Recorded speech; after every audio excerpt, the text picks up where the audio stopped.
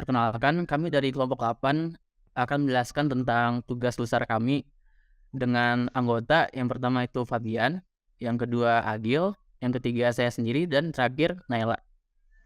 Buat spesifikasi dari antena yang akan didesain itu frekuensinya 500 MHz sampai 2 GHz dengan 0 plus minus 15 derajat, ER-nya 0,3, mempunyai matching impedance, dielectric height, dan aperture antena. Nah, kita akan membuat antena patch. Untuk alasannya sendiri itu buat memudahkan proses printing. Antena ini dipasang pada permukaan kecil, persegi panjang, rata, dan terdiri dari dua pelat logam yang ditempatkan satu sama lain. Satu pelat lebih besar dari yang lain yang disebut bidang tanah dan memiliki lapisan dieelektrik di tengah. Antena ini merupakan antena radio direksional rendah yang digunakan untuk lokasi dalam ruangan. Antena ini merupakan antena yang murah dan mudah dibuat dengan teknologi saat ini. Oke, jadi di sini ada gambar dari antena yang akan dibuat, yaitu antena patch one array. Di sini ada beberapa gambar dalam dimensi yang berbeda. Ini ada ilustrasi 2 dimensi dan 3 dimensi. Di ilustrasi 2 dimensi sendiri ada tampilan atas yang akan menunjukkan kurang lebih bentukannya, di mana itu nanti akan ada ground plane di paling bawah. Habis itu dipasangi dielectric di tengahnya, lalu dipasangi antena di atasnya dengan microstrip transmission line. Nah, ini ada rumus untuk antena patch sendiri yang di mana kita mencari panjang dan lebar dari antena patch itu sendiri. Antaranya ada beberapa hal yang dibutuhkan seperti efektif, konstanta dielectric efektif, dan juga frekuensi. Yang ini sendiri adalah rumus untuk medan listrik dari antena patch itu sendiri. Salah satu dari karakteristik yang dibutuhkan untuk pembuatan antena ini adalah matching impedance, di mana penyempadanan pada saluran yang dilakukan agar impedansi input saluran transmisi yaitu Z-in sama dengan Z-out sehingga terjadi transfer daya yang maksimum. Nah, kebutuhan lain adalah adanya dielectric height, yaitu jarak antara ground dengan antena patch tersebut yang merupakan ketebalan dari bahan dielectric yang digunakan. Di sini ada 2 buah antena patch biasa dan ada feeding. Feedingnya di sini terdapat feeding yang kecil, habis itu akan membesar. Hal ini untuk menghindari return loss akibat dari feeding, karena di sini akan dibagi menjadi 2 lagi. Setelah itu di sini ada yang menjorok. Di sini agar tetap return loss-nya agar kecil. Setelah itu di sini ada yang berbelok. Ini sebenarnya dibuat lurus tapi agak panjang. Maka dari itu agar menghemat biaya, dia diputar seperti ini, dibengkokkan. Oke, setelah itu kami akan mengecek dan menjelaskan tentang hasil yang telah kami terima.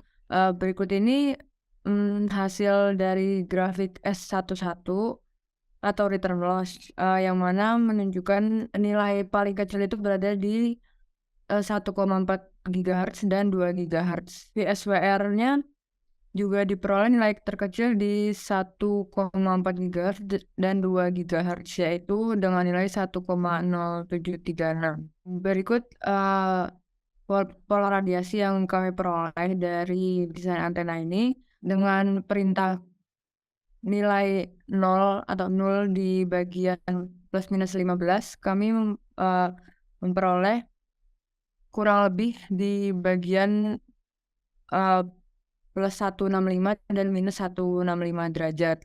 Setelah dilakukan desain menggunakan JST, maka kita akan melakukan percobaan menggunakan anechoic chamber di lab radar. Di sini akan diperoleh pertama yaitu S11 dulu. Kita mengecek hasilnya. Ini seperti yang berdasarkan hasil simulasi di JST dengan simulasi dengan antena aslinya langsung, kita memperoleh hasil yang kurang lebih sama atau tidak jauh berbeda, yaitu di sekitar nilai 1,4 GHz sampai 1,5 GHz untuk return loss terkecil dan sekitar 2 GHz. Dan untuk VSWR-nya juga kurang lebih sama seperti yang disimulasikan pada CST. Antena fisiknya memiliki nilai VSWR mendekati 1 di 2 GHz dan 1,4 sampai 1,5 GHz.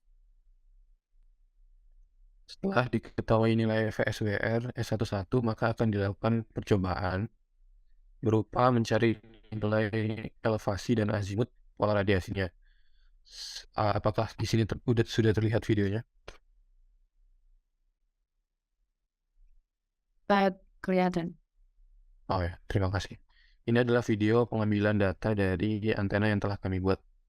Antena tadi di print, setelah itu akan dilakukan percobaan seperti ini. Jarak antara antena penerima dan pemancar adalah minimal 0,93 meter. Nah, dalam anechoic chamber ini, antena ditaruh dengan jarak 2 meter. Oleh karena itu, ia berada pada medan jauhnya.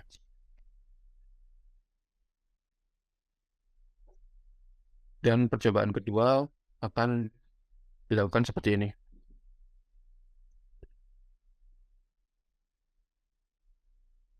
Dia diubah. Ini untuk input azimutnya, pola radiasi azimut.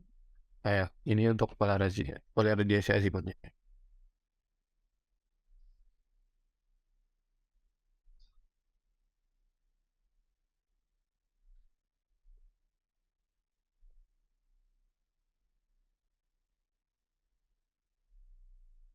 Seperti ini pengambilan data yang telah dilakukan, dan setelah itu akan saya jelaskan pola radiasi yang kami dapatkan. Saya mulai dengan azimut yang kedua dulu.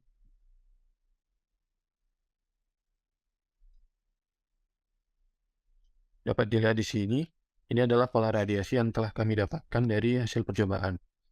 Di sini ada beberapa perbedaan karena adanya perbedaan substrat dari print yang telah kami lakukan. Seharusnya printnya itu 1,6, tapi di situ FR4 lossy karena dia CST itu optimal alias sempurna, maka dari itu kita tidak bisa melakukan optimasi ini. Ini adalah azimut. Ini azimut yang di 1,4 GHz. Dia bulat. Setelah itu elevasinya bisa dilihat di sini. Elevasinya dia di plus minus 15, hampir sama dengan CST, tapi ada perubahan sedikit. Setelah itu kita juga melakukan perhitungan pada elevasi 2 GHz dengan bentuk seperti ini. Seperti itu dari saya. Cukup dari kelompok kami. Saya Agil Fatular. Ucapkan Assalamualaikum warahmatullahi wabarakatuh.